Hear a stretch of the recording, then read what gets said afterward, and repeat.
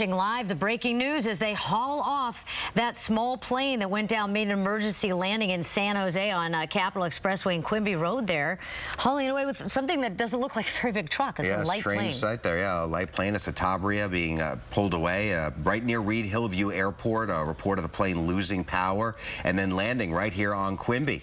And no one injured is the most incredible thing, as you see what appears to be a glorified golf cart pulling away the plane this morning and taking it back over to the airport, probably. Strange to see that in the middle of the road, George.